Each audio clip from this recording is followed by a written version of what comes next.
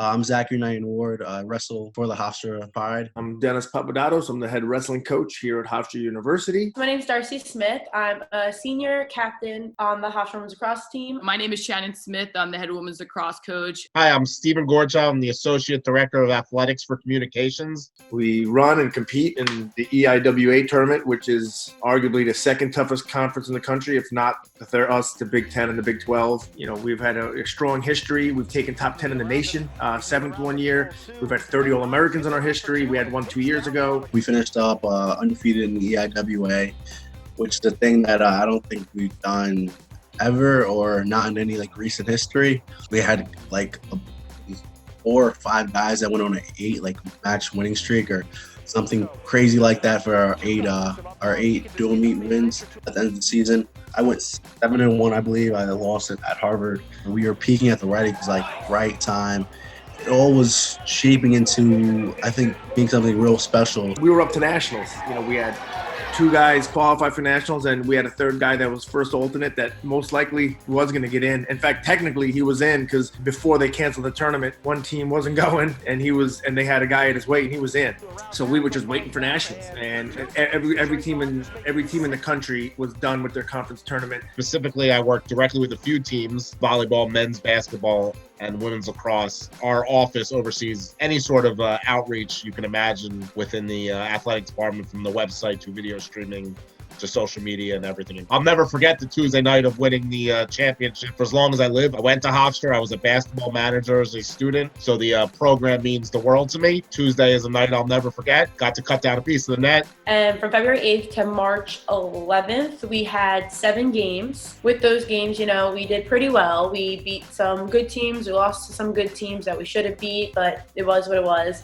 I remember taking that bus trip home from Boston College early in March, and on that bus ride after that game, you just saw so many things and developments happening throughout that day with, the Ivy League conference shutting down, and then the NBA suspended play. And I just remember looking to my assistant coach, Amanda, and saying, I don't know if this looks good for us moving forward at this time. And, we had those conversations with our players and prepared them. So when we found out that other teams were kind of getting suspended, our coach Shannon took the 6 seniors away and was just kind of I want you guys to know, this is kind of the reality of the situation.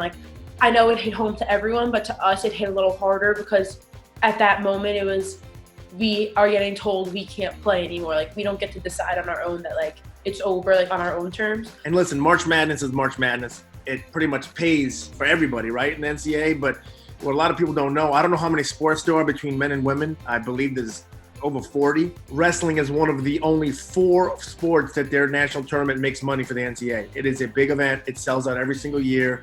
We were this year was in Minnesota, Minneapolis, where the Vikings play. We've never done it in a football stadium. We used to do it in hockey stadiums where it has around 20,000 people, and it's been sold out since I was an athlete, and I'm 41. Qualifying for it and then not being able to compete in it is just something pretty crazy to me, but I understand why we need to do it, and I'm not gonna be selfish about it.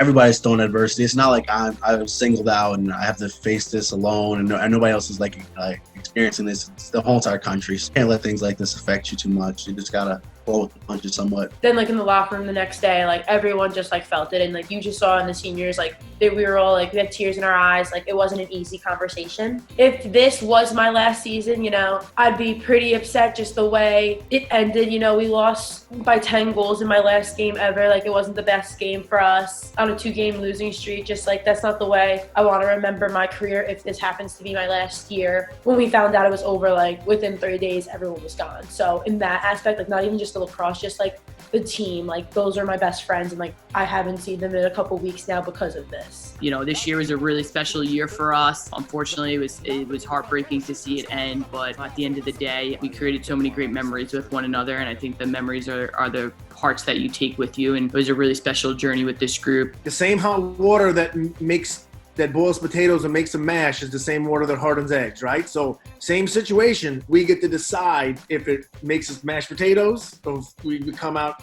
hard eggs, you know what I'm saying?